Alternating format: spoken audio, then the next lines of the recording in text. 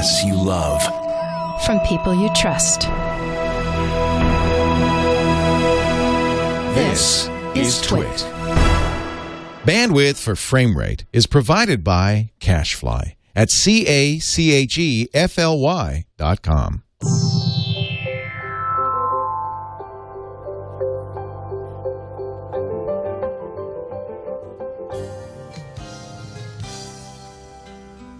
Hello, I'm Bob Ross, and I'd like to welcome you. First of all, let me take just a moment to thank you for allowing me back into your homes. If this is your first time with us, let me extend a personal invitation for you to drag out your oil paints and paint along with us each week.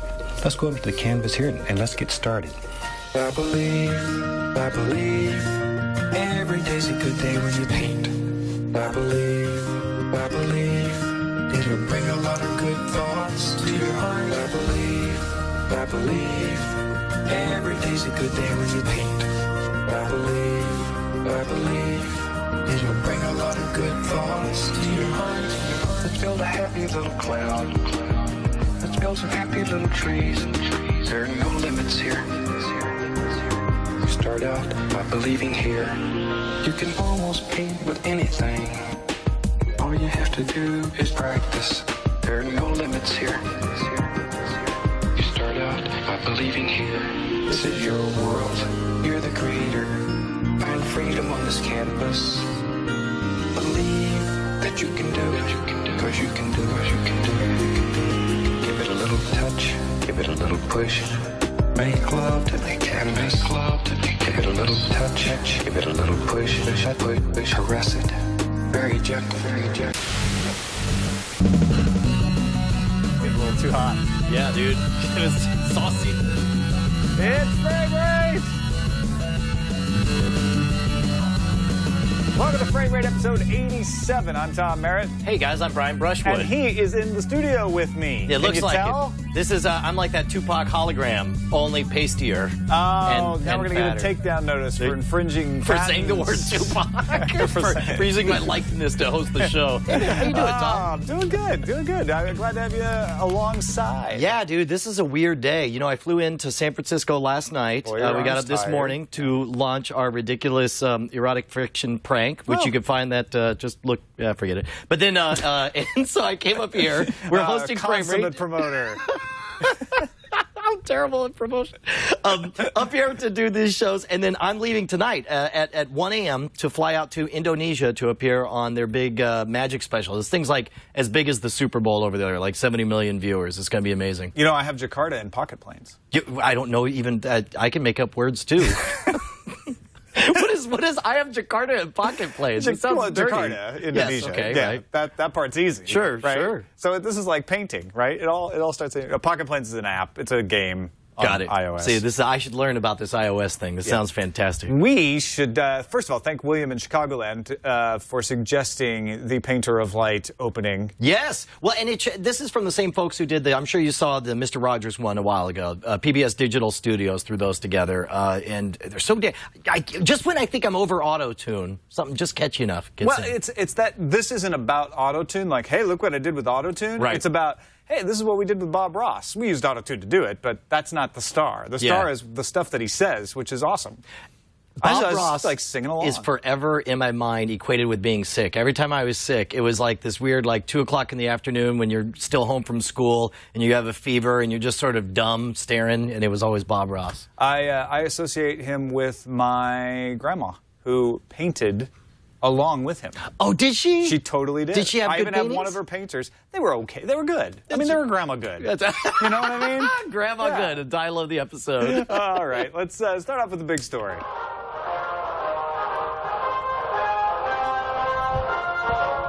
This just in, the big story. I know Thomas Kincaid is the Painter of Light. Whatever. This is not paint rate. It's frame rate. It's frame paint. All right. Let's start off. Let me see if I can get something wrong with the tech story. The Olympics. Oh, I said it. Are we going to get a takedown notice? Crap. Yeah, man, they are fired up about this. What's the story on this one here? Well, the outrage over NBC's attempts to satisfy the internet are a delight to behold. So And what exactly is the complaint? Because I read this entire article, but because what exactly isn't the complaint? Well, I noticed the chatter on Twitter with nobody being able to get a live feed. There's the hashtag of NBC fail out there because people are saying, oh, well, I'm watching tape delayed, but your Twitter feed, NBC, already told me the results of the thing you're pretending is live on television. Oh, that's hilarious. That's one thing. But here's the point. NBC is saying, what are you talking about? Everything is live on the internet. If you go to NBCOlympics.com and you authenticate, you have to be paying for cable or satellite, so there's a pain point right there. But let's be honest, most people are. Yes. So if you authenticate that I am a paying subscriber, and you don't have to have a big special package, you just have to have one that has MSNBC and NBC, right? Then you can stream every event live on the internet. Some of it has commentators, some of it doesn't. There's some complaints about the quality of the streaming. There's servers have been getting hammered, but it's all there. They're not restricting anything. However, they didn't stream the opening ceremonies live, and they won't stream the closing ceremonies live. Why not? Why on earth not? They told the LA Times that they need to provide context that doesn't translate online so the audience can understand. So translation, you're too dumb to appreciate the raw feed. That's the way I took it. And I think what it is they don't have the commentators for everything online. So I was thinking, well, maybe they think they wouldn't be able to stream it with the commentators if they did it live. Well, but even if they didn't, I don't care. I want to watch it. And I did watch it. I watched the opening ceremonies on the BBC. I found a stream. Now, how is this different from the other times? Because I could have sworn, I think the last time I paid attention to opening or closing ceremonies was, I guess, in Australia or I guess in Canada. I don't remember there being any controversy like this, was there? Well, in the past, they haven't streamed every event live. Okay. So it's as we, as a society, get more sophisticated, the noise gets larger. People have been complaining that the Olympics aren't streamed live online for years. But let's say Athens, it was, why aren't you streaming any of this online, said 10 people like me. Right, right. You know? So and then at Beijing, it was, why aren't you streaming every event online, NBC? And it was a larger number of people. And then this year with the iOS app and with the promise of everything will be streamed, there's a lot of people taking advantage of it. But they missed the very first thing that everybody was like, well, wait, so you're not doing that one thing? I want to see that one thing, and that set the tone. Right. So it's almost like an uncanny valley problem where they've gotten so close to having perfect coverage of all the events at all times on all streams that now we don't notice and we aren't thankful for all the things that they're doing right. We just notice those few events that they're totally botching. Yeah, I think that's it. I mean, we're always going to, as a group, as a collective, push for the perfect thing. Mm-hmm. And the other thing is they're delaying things into the evening and not showing them on television that they are streaming online, but then they are archiving them, and then they're pretending like they're live on the television, which is annoying people too. I think because that's they're like, wait a minute, that gymnastics performance that you're pretending to show me live right now was on earlier, and I could have watched it on your stream, and your freaking Twitter account told me who won. Right. Well, and I think that's also something that's come to light is because they've been doing, it's never been live. Whenever it says live, there's always some kind of delay, some kind of nipping and tupping. And then there's the West Coast thing on top of it, right? Where it's actually the things that are live aren't live here. Right. Like, that's a whole different thing. Yeah. But on top of that, though, keep in mind also that during the actual event, like, I want to say it was either Radiolab or we'll say Radiolab for discussion's sake, but they did a piece talking about the sound design that they have for the live events. Because when you see these people rowing and you hear the splashing of the water, you can't hear any of that. There's people screaming, there's helicopters overhead. They're doing live Foley edits on this. They're creating this faux live event so that it feels more authentic. As I understand it, they're not Foleying so much as like putting mics in places to capture sounds and then kind of mixing it together. According to this podcast that I listened to, like they have recordings of splashing that they play and stuff like that. That's again, I could be misremembering. I don't think so though. Well, I have to say I want to give NBC credit for doing the best live streaming effort yet. It's decent. It's not perfect by any stretch. Yeah. And the fact that I could watch the 400-meter men's relay swimming over the weekend live on my iPad in a diner is pretty awesome. Yeah, sure. I mean, this is what it's supposed to be. The fact is they they've gone partway down the road and everybody just is like, come on, hurry up, get down this road. You should have been down this road like 4 years ago. Do you think, and I'm not going to begrudge, I mean, NBC's doing the best to take advantage of a landmark event, as they, you know, they obviously paid a lot of money for the opportunity to get this coverage. But do you think that there might be a time sometime in the next 15 years that we see the Olympics take hold of everything on their own, where it's just like you buy the Olympics app and everything is over the top? The Olympic Committee should totally do that. Yeah. And they should just say, here it is, it's live, and we'll do tape-delayed highlight packages, and maybe we'll hire the networks and the local regions to help us with that. Or just offer them all feeds. Just say, look, here's the raw feed. Y'all make whatever crazy commentary you want. Go ahead and show it. Well, pay a standard license. That's actually what they do in a sense right now. The feeds are actually provided from a central pool of cameramen. Yeah. If you notice, if you watch the BBC somehow, and then watch NBC, it's the same graphic package. Yes. So this is all being fed out centrally. The Olympics could just go straight ahead and be like, you know what, we're just going to go right to the people. Just make it all totally transparent. I mean, they would have to sell all the ads themselves. It's a lot easier for the Olympic Committee to say, you just give us your millions of dollars, NBC, and then you worry about selling ads and making money off. Yeah. So who's winning the Olympics? I believe the advertisers are once again ahead in the dollar count. Anyway, that's all that matters. Yeah.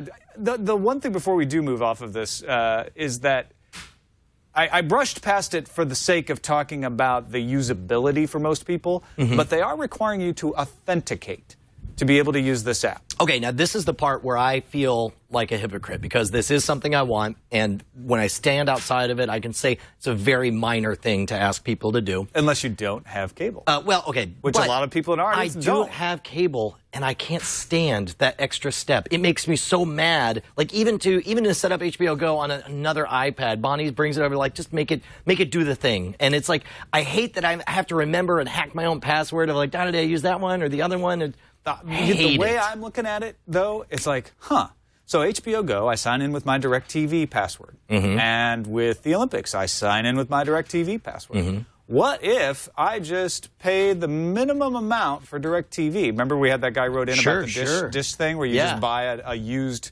thing, never set it up, and you can get HBO Go? What if the business plan forward for these companies is to become sort of a pass manager? So in other words, they don't set up a stream. They reduce their overhead. They reduce their costs. They just take money. I think they're money collectors. Like, for $50 a month, we're your authentication. We're your pass to all of these websites. I think that's, and I'm able to stream video from all of these websites. Netflix could actually even be a part of it. I think that you will see a growth that will lead towards that. But as you get closer to that, people will realize, wait, $50 is an awful lot of money just to access these sites and when they turn to be like, why do I not have a password just with HBO? Why do I have a password with you, DirecTV? Yeah, I feel like we have another uncanny valley that we're approaching. If you went straight into that, I think you're right.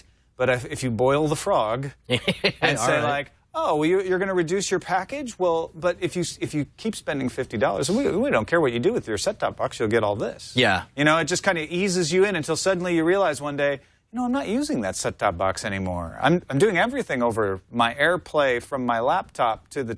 I don't know. I see there's a path forward there. I don't know if they're going to take it. I don't know. There's going to be at some point where there's going to be that tipping point, and then it's going to be a very big change all at once. It's all in the messaging. It's all in how you get people to do it. If you come out and say, now that you have to do it, of course it's going to totally fail. Sure. It's got to be. People got to be eased into it. You got to boil that frog slowly. Yeah, you got to make sure. Yeah, I hear that's a myth, that the frog jumps out as soon as it gets hot. I don't know. Let's try it. Yeah, I think that is unfair to frogs. I think it is fair to go to another big story.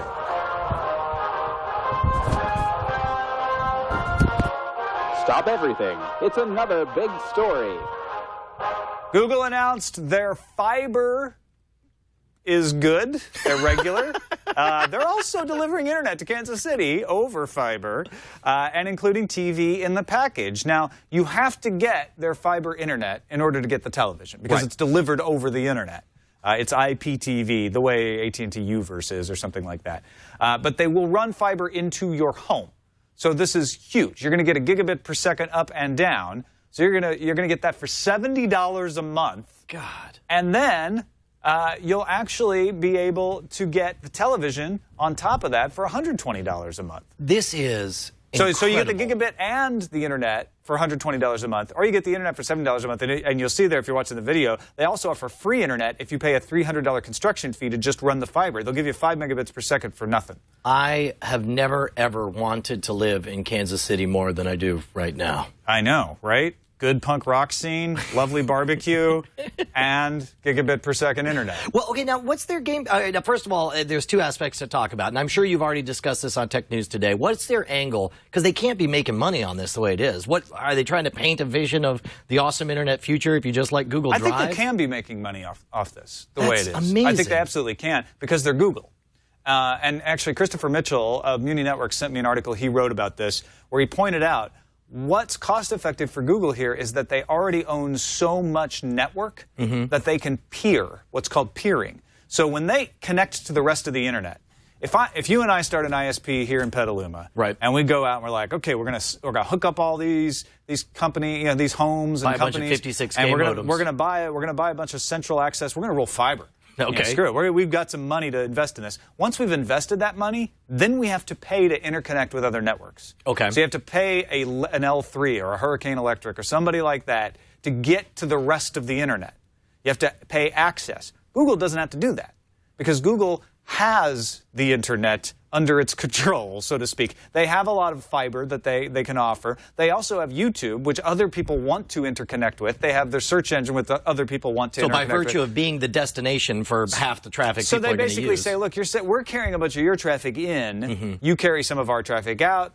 We'll call it even. That's an oversimplification, but that's kind of the premise. Is everybody just too excited about the 1,000 megabits per second to pause and think that maybe I don't want my internet content provider to also be the content provider to also be the service provider and to have 60%? This just smells a little bit monopolistic. Well, when you say content provider, what are you talking about? Well, you're talking about like YouTube. Like in general, I want everything separate. I want my YouTube to be different from the company that I pay to get to YouTube, and so on. It's is nobody worried? Everybody says we think what Google's doing is just demonstrating this. I think Google's holding its options open. Yeah. I think they're looking at this to see, like, could we do this in other markets? Like, for example, but maybe we won't. Maybe we'll license it to other markets. Maybe we make money off the interconnect and set up small guys to do this in other markets. Right. I think Google's just trying it out to see what is possible. Well, and good on them for doing that. And so let's talk about the second aspect, which is probably just as exciting. So the entire internet or the entire cable experience is completely over the top, right? Nothing but IP streams? Right. And they don't have everybody on board yet. No AMC, no Fox, no Time Warner. Now, they haven't started rolling this out yet, so there's still time for them to get these channels on board. And the fact that they have many of the big channels, they have A&E, they have NBC Universal, makes me, they have Viacom, for goodness sakes. Viacom's still suing them over YouTube, and they're on Google Fiber. So I think it's just a matter of signing documents, not that people don't want to be on it. So you don't think it's a fact where they've got any kind of previous entanglements? Because technically this would be a stream, right? Or are they able to call it a cable provider? It's like AT&T Uverse, where they're Does AT&T Uverse already do that? Yeah, it comes over IP. Okay. So in other words, they're saying we're just going to take a bit of the fiber and dedicate it to the television stream, but it's not coming over the internet per se. Man, it gets into slicing and dicing pretty finely. I'll tell you what, I am totally cool with all this. I think all this is great. I think it's a wonderful experiment, and kudos to everyone who lives in Kansas City. But whenever I take this exact same experiment and put a different word in besides Google, I bristle. Like if this was the Facebook experiment, where Facebook was going to be an ISP, I'd be like, this is a terrible idea. And Apple. Facebook is going to, or even Apple, totally closed off internet wall. See? What is it about Google that gets them away where we're like, oh, it's great, it's Google? Well, because they aren't so much a content provider, or at least we haven't got used to thinking of them that way. But secretly they are, right? I mean, they drive your email because they're not traffic. a social network like, oh, wait. Yeah. Yeah. It is really interesting, though, and I don't know if it's very replicable, but it's something worth watching. The other thing is you have to get people in your neighborhood to sign up.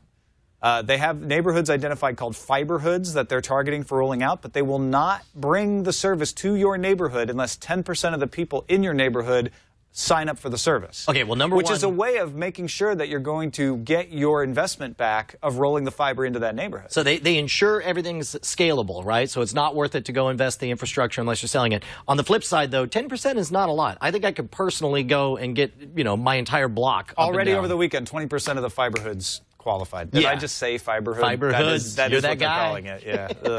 20% of the neighborhoods qualified as fiberhoods, quote unquote. I say again. And I used good, air quotes. Good. That's again good, but just say a different word besides Google. Try it on for size. Microsoft Fiber. Coming to your that's neighborhood loaded. in Tacoma. Let's move on to the slipstream. So Netflix CEO Reed Hastings, he says the funniest things. Like what? He was talking to some folks, some investors, and said about HBO, I think that we could work with them. He raised the possibility on Tuesday last week, right after we did our show, that Netflix could partner with HBO, that his company could work with them. HBO hastened to tell Reuters, we are not in discussions and have no plans to work with Netflix. Well, and it's funny because like this has to be the least surprising headline of any story. And if HBO nixes idea of Netflix partnership, I mean, of course, there's nothing about the way HBO does anything that would lead me to believe that that anything was in the works or would be anytime soon. But then again, if I'm Reed Hastings, I would say the nuttiest I couldn't thing. find the actual quote. Here it is. While we compete for content and viewing time with HBO, it is also possible we will find opportunities to work together, just as we do with other networks. And that is exactly the way he should be talking, because in the public, he's really not saying anything. No, sure, but he's reminding the public that it's like, hey man, it's not us who don't want to play ball, it's HBO. And I think gently reminding people of that, maybe poking HBO just a little bit and saying, we got an awful lot of viewers, you've got an awful lot of content, there's no reason we can't work something out And here. Netflix is really trying to position itself as a channel. They're saying, look, I'm sorry, not a channel, as a carrier. They're saying we know we're making original shows, but that's because we have to. Yeah. The more you guys cooperate with us, the less we'll have to make original shows. Right. So, for instance, he's got the Epix channel from Viacom, but Epix is going to go non-exclusive soon, which means that you'll still have those Everyone movies, will have it. but so will other services. Yeah. So Netflix is saying, look, we're needing to make content because we need the content. Right. HBO, you want to get some money out of our viewers? We'll talk. How different would things have been if, like, would we be in this position and would Netflix would be aggressively creating new content the way they are now if they hadn't lost the Starz deal? I don't know about the Starz deal per se. I think what it is the general resistance to giving newer content to Netflix. Remember, NBC experimented with having Heroes on Netflix shortly after air. Yeah? One season. I didn't see that. that. And then they got rid of that. Of course, they got rid of Heroes, too. I was about to say, the two might be affiliated in some way. But the networks have said, yeah, we don't want people to watch it on Netflix because we're not sure that monetizing makes sense. And so I think that, more than anything, has pushed Netflix into saying, okay, well, for fresh content, for stuff that doesn't appear old, we're going to have to make it ourselves then. Yeah. You're kind of forcing our hand there. Yeah. Well, and I think they're doing the right thing. I think they should continue to rib HBO over it. Anything to shake up HBO's. I mean, they're just sitting on so much cash and so much awesome content that they make so difficult for any cord cutter to watch. Netflix also has a new competitor in Verizon and Redbox. We've mentioned this previously on the show that they're putting together a new web video service, and according to All Things D, they've started testing it. It looks like you can find it in just a few areas. What does they say? They're back and they're saying a little more. Service has a name now, Redbox Instant by Verizon. Oh, it just rolls off the tongue, doesn't it? Wow, it sure does. Redbox Instant by Verizon. Well, Redbox only 8 syllables. Redbox Instant is the name. Only 8 syllables. By Verizon is sort of like powered by. It's in alpha testing right now, and a full launch is anticipated later this year. So I still am a little skeptical how this is going to work, but the fact that they have Redbox on board. Well, and to me, Redbox implies more recent content than Netflix, and I don't know if that's branding is accurate or not, but I know that especially because we've had stories in the past talking about how like Warner Brothers is extending the delay before stuff shows up on Redbox. do they say anything about the quality of the content or the freshness of it? No, not yet. I mean, it's just an alpha testing, so there's hardly any reports about what's there. And even if there were, it's an alpha, so they probably don't have anything there. They don't have everything there yet. Well, I'll tell you what, if anybody gets into the alpha, if anybody actually sees this, send us an email at framerateshow@gmail.com. Now, the interesting thing we've seen, and I always feel like we watch things happen in reverse. Like the strictest content restrictions of online video happened in the early 2000s when the fewest number of people might watch an online video instead of watching cable. Sure. And then as we get more and more people willing to watch things on the internet, they give you full episodes. It's just crazy. Right. Right now, Redbox and Netflix restricted from having DVDs by rental for 28 days by many in order to promote the declining sales of discs. Right. But on Sunday, a studio-backed research firm, Digital Entertainment Group, released data showing that the U.S. home entertainment industry was up 1.4% through the first 6 months of this year. Well, we see this all the time. I mean, not by selling discs. Okay. For the first time since President Bush was in office, they actually generated $2.4 billion during the year, a 78% uptick from digital. And that's what brought the overall total up 1.4%. So what you're saying is this is a good time to host a show about cutting the cord. I think it's still a year early. I wouldn't start it yet. Sure, if I were you. I wouldn't have been doing it for 3 years yet if I were you. That's a good point. Good point. But yeah, leading the way in the digital video is subscription video. And if you look at this, $2.4 billion during the period for all digital video, leading the way is subscription video. And Netflix, I think, made $2-something billion all on its own. And of course, not all the billions that Netflix makes goes to the industry, but a portion of it does. So Netflix probably leading the way in this recovery. Was there any specific commentary on whether or not this is fueled by the viewing habits of viewers? Because, you know, obviously kids who have been watching stuff on their computers for the last 8 years, they go to college and they're not going to get a TV. They're not going to watch it the old way at all. Or how much of it is, because there's two sides, right? There's the consumer behavior that drives the increase in digital, and there's also the provider trustworthiness, where they're like, okay, we know that we can monetize this amount, and now we're getting advertisers on board. You think it's about 50-50 each? Yeah, I didn't see any numbers on that. But remember, it's not just the subscription video. It's also electronic sales like iTunes and Amazon Video On Demand that makes up this full number. So even if Netflix is leading the way, it's not just subscription services. And it implies that what people are doing with Netflix and Amazon is replacing buying DVDs, not replacing cable. Right. Because the cable numbers have been flat to up. So the subscription numbers, and actually for satellite, they've been consistently up. All right. Google's setting up a studio for YouTube stars in London. This is a part of the I don't know. I think during the fact that the games are going on, they're putting out a lot of press releases about the digital stuff that's happening to make them look hip. But they are doing a creator space in Soho. And they have partners in Europe, Middle East, and Africa who can book the space to film and collaborate with other creators. So it's a way of YouTube facilitating content creators and to making good content for the internet. So you think it's London just because of the Olympics? I think that has to do with why we're seeing a lot of these kinds of announcements. Amazon announced a new headquarters there. Facebook announced a new headquarters there. I think they've been encouraged to time these announcements now. But what do you think of the idea of YouTube saying, hey, we're going to set up a studio and make it easy for our partners, if you're successful, to come use it? I really don't know. And the reason is because YouTube means something right now. And oftentimes it means a type of presentation that you will not see on television, whether it's just a crappy webcam, whether it's, shaky cam out on the streets. Or some of these higher end filmographers who put a unique feel to their stuff.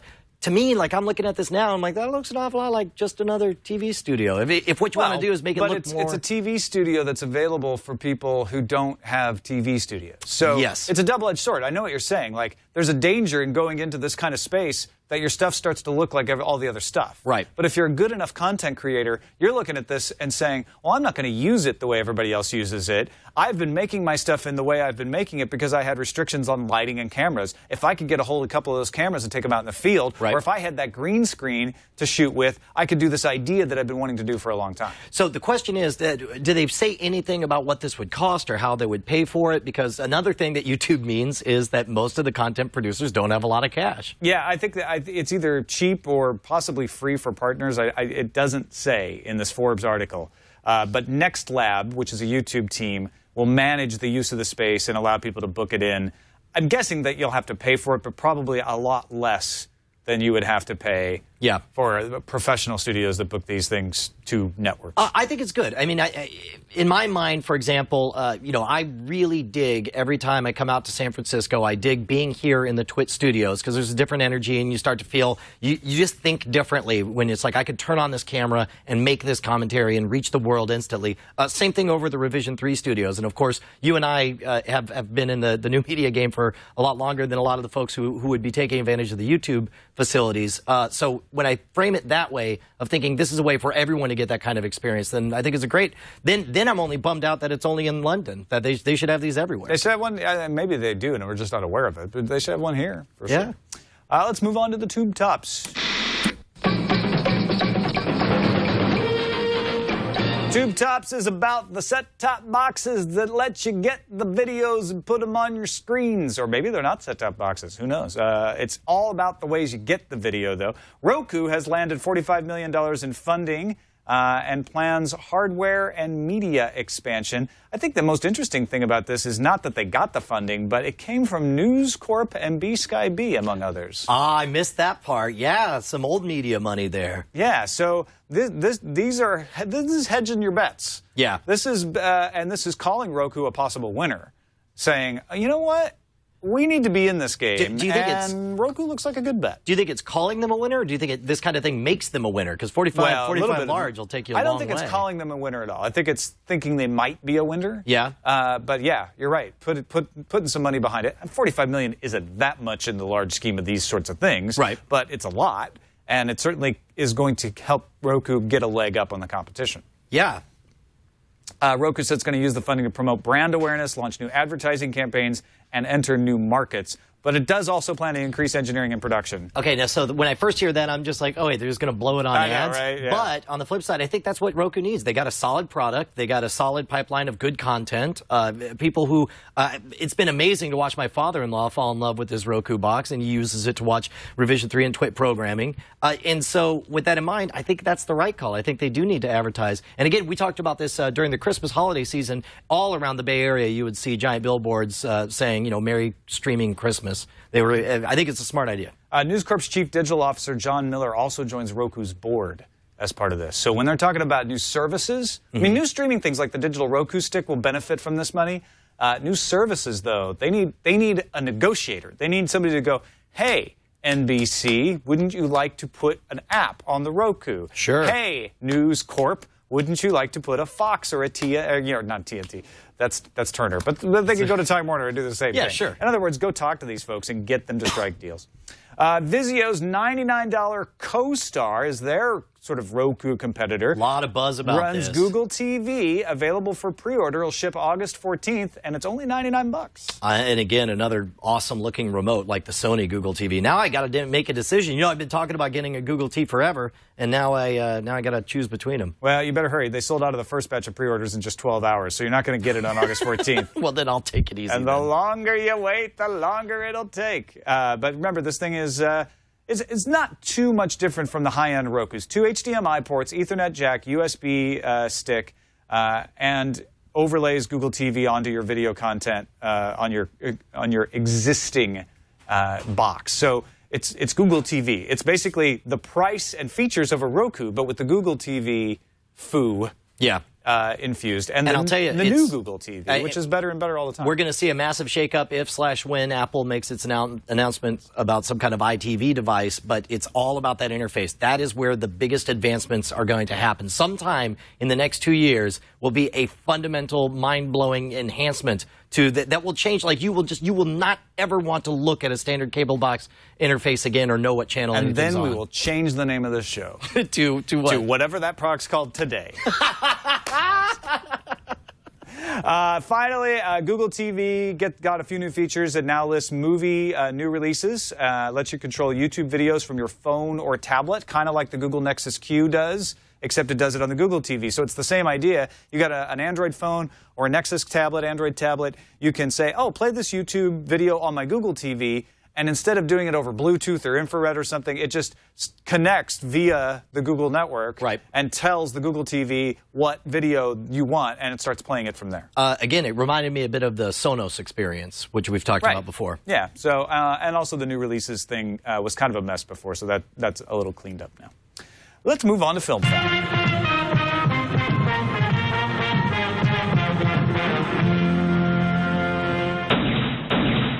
Now, we have two bullet sounds in the film intro because there are things we talk about here that are stuff to watch on the internet, and then there are things we talk about here that are stuff to watch not on the internet. Is that why we have two bullets? No, it has nothing to do with why we have two bullets. I just made that up. That was but pretty do you good. like that? No, you had bulleted points. That is now that was good. The lore with bullet points. See what I did there? Yeah, that's nice. Third Hobbit movie, folks. We're going to get 3 Hobbit movies. Peter Jackson has confirmed that after he was done with principal shooting, he still had about 4 weeks of other shooting he had planned to do, but he was talking with the writers, looking through the footage, saying, we really want to tell this story right, we don't want to compromise, and we've convinced the studio to allow us to make a 3rd movie that will come out in the summer of 2014. It just feels wrong. Did I say that wrong? For me. Yeah, summer 2014, that's right. It just feels wrong somehow, and maybe just because it doesn't seem like The Hobbit, that was originally written and intended to be kind of a light, fanciful tale to set the tone or to set the world of Middle-earth that leads into the epic fantasy of the Lord of the Rings trilogy. It just doesn't seem like it should have the same 3 movies. So you're supposed to be smaller, Hobbit. You're not supposed to be as big and as epic as the whole Lord of the Rings. That's a really good point. Do remember, though, that the Lord of the Rings extended versions are essentially like 6 movies. Sure. Oh, no. And keep in mind. And there are those, me, who still go, I can't believe they cut Tom Bombadil. Dude, I'm so glad they've cut Tom Bombadil. That's why I was able to finish But you know what I mean? thing. Like, there's large portions of the book that are still left out. So Lord of the Rings is much condensed. I think what we're seeing here is Peter Jackson going, I've got a chance to not have to leave out hardly anything. In fact, I'm taking some stuff from the appendix of Lord of the Rings and sticking it in here. If I can get away with it, I'm going to do it. And I think that's the other thing, too, is number one, he's got a reputation for putting out extremely good quality product in this universe, in this world. Second of all, it's not like he's going to throw filler. He's not going to invent subplots that weren't in there. Everything that's in the movie. He may invent a few things, because he did with Lord of the Rings, but it's going to be to cover gaps, not to, like, let's just throw a new storyline. Right. No, I hear that redheads are hot this year. Apparently he did that with Aragorn. He threw Aragorn in a place where he didn't exist before. So. Wow, that is a very minor, specific detail. I don't know. It's pretty major to me. All right. Tom Bombadil's not showing up in this movie either. He just randomly shows up. He's like, I'm Tom Bombadil. You missed me in the other movie. No, you're right. He is very respectful of the source material, and he has to get the Tolkien estate to sign off on the 3rd movie. He has to get all the cast members to sign off on the 3rd movie. So the fact that he thinks he's got that all taken care of is pretty impressive. Well, I'm going to reserve judgment until I actually see it, but there's something about it just sort of bristles me, and I don't know why. Yeah, Ken from Chicago points out Arwen, much different in the movie. Is he? Yeah, well, Arwen was 2 characters combined into one. That's it was Arwen, warrior, princess, instead of just Arwen. Also, so Hobbit, Unexpected Journey. Then what are the last 2 movies called? Because the second one was going to be called Hobbit There and Back Again. Yes, and then the 3rd one will be The Hobbit Rides Again. I was thinking Hobbit Unexpected Journey, Hobbit There, Hobbit Back Again. Pretty sure it's Hobbits Go Bananas is the 3rd one. Hobbit Spring Break. Every Which Way But to the Shire is the 3rd one. Hobbits on the Weed. Did you say on the weed? The pipe weed. Yeah, from the South Farthing. Sure. Let's talk about Cloud Atlas. This is the Wachowski siblings' new movie. It's not just the Wachowskis, though. They are working with Tom Tykwer, so there are 3 directors on the movie. And it's a big screen adaptation of David Mitchell's novel from a few years back that tells the story across centuries, starting in the past, and then every story jump into a future segment has the person reading about what you were just happening in the past. So it starts in the 1800s, then it's someone in the late 1800s reading about that, then it goes into the modern era, and then it goes into the future. This, first of all, it is a visual treat, and it's so big, and it's like watching this footage almost makes me sad that I watched any of this. This seems like one of those movies that I would probably enjoy even more if I just knew nothing about it and somebody just said, you're going to watch this now. Now that's, I have no idea what the quality is, but if you look at it, it's so ambitious and it's so big that I hate that my brain betrays me and starts to try to stitch together some kind of narrative to what I'm watching. You know what I mean? Yeah, and there is a narrative to what you're watching. I haven't read the book, Yeah. but it just sounds amazing. It also seems reminiscent. Did you ever watch The Fountain? Oh, a lot of people have compared it to The Fountain. Yeah, I liked The Fountain a lot. I liked The Fountain as well. Not everybody liked The Fountain, and I think that may end up being the truth with Cloud Atlas. It may be that some people really love it and other people just get annoyed by it because it's going to be very sprawling. Does it smell just a maybe possibly pretentious? Just a little taking itself seriously? Well, okay, it's Cloud Atlas by David Mitchell. That book is not super pretentious, but it's definitely not a like sci-fi bestseller that you're going to find out at your local dragon-themed bookshop, right? It's got a little literary patina to it. That's not a bad thing, but then that can also lead to feelings of pretentiousness. Anything the Wachowski siblings touch is going to feel pretentious. Well, I mean, I guess if they were able to make Speed Racer feel pretentious, then they can do it with anything. But, I mean, visually it looks like a real treat, and I'm excited about this, that's for sure. I'm hoping this is The Matrix, not The Matrix Reloaded. Yeah, but you know what? They didn't want to make The Matrix Reloaded. They had the whole separate plan. Well, and you know what? That's the other interesting part of this story that I almost forgot. The studio wouldn't distribute this. They wouldn't greenlight it. And the Wachowskis went to some private German companies. And they didn't Kickstarter it or anything, but they went and they raised the money themselves. Right. They went to individual investors in Germany and got the money to make the film. And they got Tom Hanks. And they got Susan Sarandon. And, you know, they got big-name stars in this. They got Halle Berry, for goodness sake. Yeah. And then they started making the movie, and Warner Brothers said, okay, fine, we'll distribute it in the U.S. Well, isn't that so much of the way it goes nowadays? Because there was a time when the studios used to be able to make the hits, but nowadays it's really the hits that have to drive the studios. It's one of those things where they can't rely on, we'll throw money at these 3 buzzwords, we'll throw a script together by Tuesday and start rolling in the bank. Almost a 6-minute trailer. And I watched every second of it. Yeah. I did not feel like it was that long, and I loved every minute of it. I'm the most excited about this movie that I've been about a movie in a long time.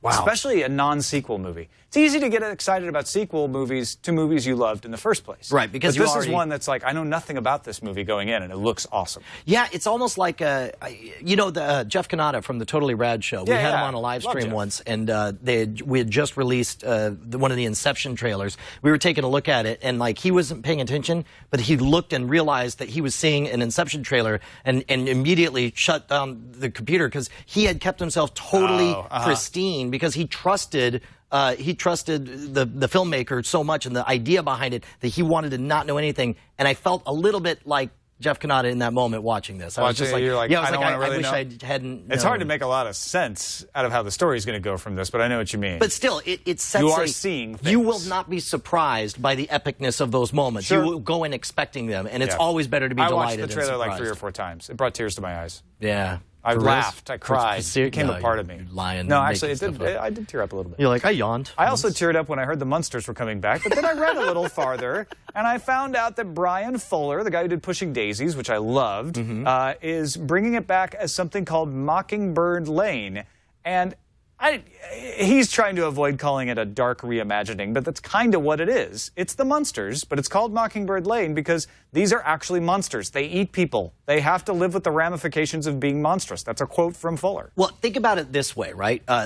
In its time, the Munsters and the Addams Family, they played on the established. When you thought of a Dracula, they pretty much put a Dracula in there. When you thought of a Frankenstein's monster, they pretty much put that in there. Nowadays, when we say think of a vampire, you're going to think of something like Twilight or some of the characters from True Blood. And when we mention a werewolf, you're going to think of something different. Just do that same thing. Grab that same mashup of people with today's versions, which are darker and grittier. This is still period specific. It's going to be in the 60s. Oh, that's awesome. At least it looks that way from what I can tell. But instead of this being a comedy about, the monsters are misunderstood, they're just like us, except they look like monsters, it's, no, these monsters kill and eat people. But oh well, you got... Just tell me you just got a laugh track in there. You do what you gotta do to get by. John Kricfalusi, whom you should know as the creator of Ren and Stimpy. If you don't, please go search Ren and Stimpy right now. Don't even bother finishing this episode. Is going to kickstart a cartoon. Yeah, this is huge. Tell me about the cartoon. He says, I need your help in producing it. It stars one of the original Ren and Stimpy characters, Mr. George Liquor, American. You loved him in Dog Show and Man's Best Friend. Now bring him to life in Cans Without Labels. But essentially, Craig Falusi is an unappreciated genius in the industry, oft times, not always. And he's had a hard time getting his stuff greenlit. So he's saying, you know what? I'm going to go to the people and get it made that way. Well, and I think the first time I heard about this was from the magician Rudy Kobe, who the way he phrased it in his tweet was said that this guy walked away from $1 billion cartoon. It's like there's, you know, he didn't run Ren and Stimpy into the ground, right, and did not over commercialize it and try to Disneyfy it and make it a giant cash cow. Although I really wanted to go to Ren and Stimpy land. That would be awesome. Yeah, he'd ride the log. Has have a log. roll It's over big. you. It's heavy. It's wood. Twitter is said to be readying its own reality TV show. Yes, yes, a million times yes. This is smart. The social network is trying not to produce it, but work with producers to create something similar to MTV reality shows. The way it would supposedly work, according to Derek Kerr at CNET, is that the show would be presented in a standalone Twitter page that would include an expanded video player. Another idea would be the series would be aired via tweets, and users could click on these tweets to expand them into a video player. This is a marriage made in heaven. Think about it. Tell me which of the following am I describing, Twitter or reality television, when I say it's dead simple, it's idiotic, it's fake, it's bite-sized chunks, and it's manipulative and overly simple. Also the candy counter, strangely enough. The candy counter? Yeah, bite-sized chunks, simple. Oh, yeah, there you go. Overinflated. It's like, no, it's like if Twitter was going to be anything, in fact, that's an article I'd like to see. I'd like to see different social networks in, you know, because you'd have, Google Plus would be like a really long, boring miniseries that people are like, no, man, you really got to get into it. It'd be like The Wire. Or yeah. I don't use Twitter the way it needs to be used for this to work, but I know plenty of people who do. Oh, sure, because Like, there's back and forth, there's infighting, there's people who post stuff that they didn't mean to and they want to take it back, there's drama all the time. And you essentially, as a consumer, have to be following all those accounts and be watching them all the time. Whereas I don't read every post in my Twitter feed. I just can't. No, it's like, and that's the other thing. It's just this river of crap, and you're able to look up from time to time. I guess you could do it in a list and then just watch it. Nobody, I don't know. Lists. Yeah. YouTube sensation Balcony TV has gotten funding. Balcony TV is a quirky YouTube channel which features up-and-coming music acts performing on balconies and rooftops. Of course. You know, because like U2 and before them, the Beatles.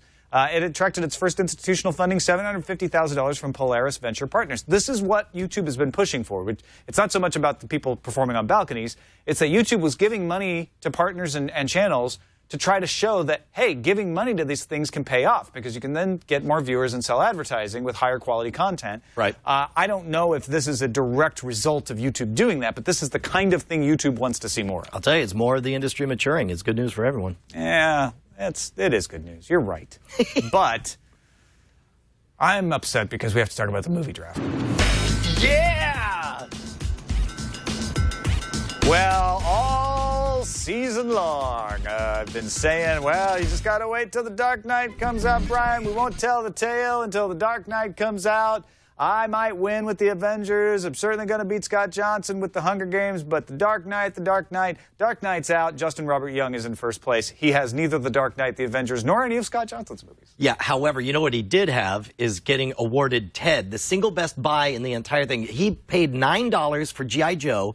G.I. Joe got moved, so he got awarded Ted, a movie that nobody would have paid more than $9 for if it was actually on the draft. He got awarded it, and now it's the #1 buy in the. It's almost up to $200 million. $21 million per dollar spent. That's so amazing. You think it would have sold for more than $9 in the draft? Yes, but Justin most certainly would not have paid it. Somebody would have paid like 13 or 14, and Justin would have mocked that person relentlessly. Therefore, if/when Justin wins, we're going to put a big old fat asterisk. Little asterisk on there. And he resents it. He says, no asterisk. I won fair and square. Well, I have to say that he is winning fair and square. It's by the rules. Sure. And everybody pitied him when G.I. Joe got kicked out. They're like, well, that sucks. Now he's got stuck with something else. I think that's the reason I have no patience to hear his strutting around like clock of the walk, because I got the angry emails when he's all like, frickin' G.I. Joe I just got screwed. I'm going to... So, therefore, he was not happy about getting Ted, but now he could be all the way not happy to the bank. $200 million. Are you kidding me? The Dark Knight Rises is at $287 million. No slouch, and it will continue to go up. But Sarah Lane, who has The Dark Knight, still down in 5th place, which she should have rocketed up by now, at least into third or fourth. Yeah, I'm shocked about that.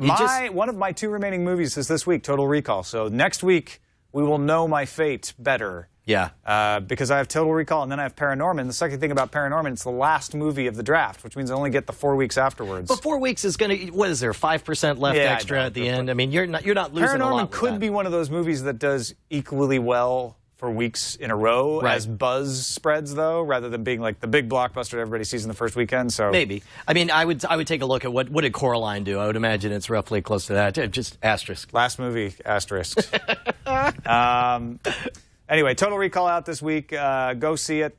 The Bourne Legacy is out in 2 weeks, as is The Campaign, one of Sarah Lane's other movies, followed by Sparkle and The Expendables 2 and Paranorman. So Campaign looks funny. It does look pretty funny. Yeah. I'm lukewarm on it. Maybe I'm drunk. Maybe you're Probably I'm drunk. Let's check whether Brian's drunk. No, let's talk about what we're watching.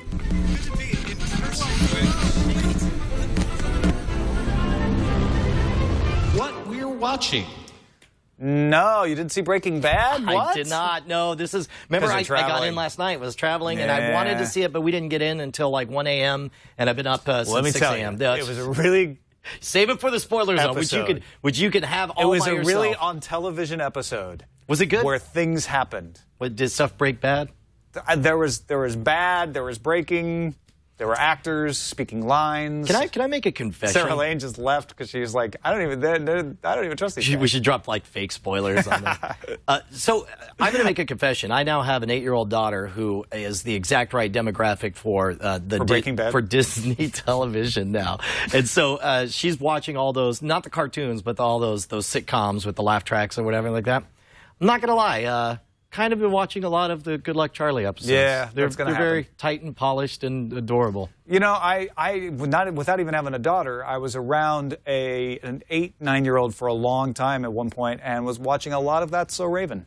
I'll tell you about when that was, too. And I started to have an appreciation. I'm like, you know, the Miley Cyrus show is actually pretty good, but That's So Raven has some deeper elements to it. Did you ever see Dog Bites Man? I did. Yeah, I didn't see too much. Zach of it. Galifianakis, before anyone knew who he was, playing this guy, and half the show was scripted, the other half was Borat style. They would essentially do their improv with other people in the room who would have no idea. That, they just thought they were a television crew. But there's this one line when he's supposed to be switching, and so he turns on That's So Raven, and Zach Galifianakis is like, he's like, ha, that's so Raven. Sometimes I'll do something and I'll think, that was so Raven. Other times I'll do something else and I'll think, that wasn't very Raven. Just for some reason cracked me up. That wasn't very Raven at all. So honestly, not been watching a lot. Yeah, me neither. Did watch the Olympics. We talked about that. I watched True Blood. I watched Breaking Bad. And... Still watching The Newsroom? You know, we skipped it this week. Really? Yeah, it doesn't mean we're done with it. I know, but now it's but now it's on that list. It's no longer a must watch. Well, now I'm going to get back. We've and watch already it. skipped it and watched it on a Monday. Yeah. But this time it was conflicting with other recordings, and we canceled the recording and said, well, we can watch it on HBO Go. Oh no, that's a bad sign. Yeah, that's relegating it even farther. Into the, we'll see. Into the Outback. Warehouse 13 is on. I got to start watching that. I got to make time to watch more television. Yes. Well, by all means, stop doing this show so you can watch more TV. I'll stop preparing this show. There you go. And go watch more television. Let's check feedback. Now it's time for feedback with Brian and Tom on Frame Rate. Oh yeah. Hi-ho away is like, you watched all of the Olympics already? Yeah, I did. He's like, I know how it ends. I figured out how to hack the app to fast forward. And you can talk about it in the spoiler zone. Tell us who wins. Yeah, I'll do that. We'll do that in spoiler zone. Devin writes in and said, greetings, Tom, Brian, Jason, and stellar guest. We don't have a stellar guest today, but thank you. A man's entitled to his irrational affection. What follows is in large part irrational, pent-up anger over previous design choices. I don't mean to be overly aggressive with the quoting, but legitimacy pegged my spidey sense. Last week, Brian said, I have an irrational affection for these shortcut buttons. I love the legitimacy of there being a Netflix button, a Vudu button, a Hulu Plus button. Yes. Brian Brushwood, do you recall saying these words? I do, Your Honor, and I stand behind them. All right. Devin says, I finally bought a Roku recently and chose an older model that had no preset buttons and no games, as I wanted what some brand the signature experience. I also like my TV to just be a damn good TV. When it was just one big red button, it was easy to dismiss, especially since that service was the very reason for many to get devices like these. He's talking about the Netflix button. Make it 3, and now chances are at least 1, if not 2, go unused. Why these 3? Where's Crackle, Amazon, HBO Go, CBS, and any other channel that's not part of Hulu, YouTube, Vimeo, Dailymotion, or any of hundreds of video sites? I want my Vivo. Unless you subscribe to all available buttons, then rather than benefit their useless clutter, worse, branded useless clutter. Well, that's the whole point, is that you get overwhelmed with choices if you have too much. If you want to have that signature experience where you can have all the different versions you want out there, that's great. However, you're going to do damage to the power of each of those brands, and I'm going to say, as far as the legitimacy, we are built to want to decide only between 2 things, right? And so 2 or maybe 3. And that's why I like that there's 3 on there. So there's one that's obviously the best and a couple of other choices. This is less is more with this kind of thing as far as the aesthetic experience of doing this. People don't like to get overwhelmed with decisions. God, I sound like Apple. I'm ashamed of myself. But I'm going to say I don't even care what the 3 choices are. I love there being 3 choices on there because it's using the trappings that work so well for broadcast television in a new media format. And I think that's good for new media. Logitech, Harmony, Remote. Yeah, man. Do you realize, like, that's one of the best things? I only have 12 channels, essentially, because when I set up my Logitech Harmony, I went and grabbed the GIFs, or the GIFs of all the different channels that we watch. There's 6 on the front window for the kids. There's 6 on the back window for me. And it's like, I never go to any other page. If it's not one of those 6, then that's it. That's all I got to say. I'm out. Yeah, so there. You want the next email? Eat that, yeah. Having looked at the numbers for the weekend, I don't think the unpleasantness in Colorado had much of an effect on the box office for The Dark Knight Rises at all. It outperformed the previous Batman movie, which has sort of surprised me. However, it could have sold exactly the same number of tickets as did the Avengers, more even, and not touched the numbers the Avengers brought in. 2 reasons. 1, running time. Dark Knight Rises is about 20 minutes longer than the Avengers. The longer running time tends to mean fewer showings per day. Then it wouldn't have sold as many tickets if it had fewer showings. That's true. Good point. Also, no 3D. The Avengers was available not only in normal and IMAX versions, but 3D, normal, and 3D IMAX. The 3D options are more expensive than their 2D counterparts. That makes sense. Sam Dunham, yeah, agree with all that. I can't think of anything I really disagree with. The longer running time means fewer showings, so that means fewer tickets. Right. So I don't think you can say that they would have sold the same tickets and made less money, except for your point about 3D, where, yeah, you do sell the same number of tickets and make less money because they charge more for 3D. Thanks for that, Sam. Nate says, I am Nate the cord cutter for about a year now. Roku owner for 6 months, frustrated with the lack of functionality on Roku and looking at alternative devices.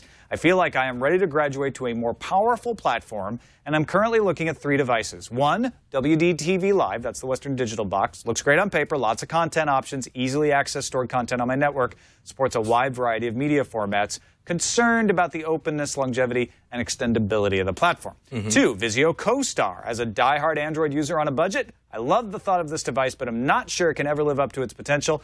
3, Nexus Q. Love the thought of hacking this thing into the ultimate media center, but not sure if this solution will turn out to be as good as a cheaper device. I'm not scared of DIY projects, but don't want something that's just cobbled together or I have to spend an inordinate amount of time on. Should I go with a different or more powerful solution like a full-blown media center, or maybe wait for one of the new XBMC boxes? Not sure what kind of functionality I might want in the future and which solutions are flexible enough to keep me from purchasing new hardware every year. I'll tell you what, if you are real-life, hands-on techie, I don't see how you can beat a computer in the living room. I mean, it's fully customizable. You can make it do whatever you want. And you it's put got XBMC or maybe even Myth. Sure, People still swear by Myth. Yeah. And it's still getting updates. Yeah, I would go with the legit PC.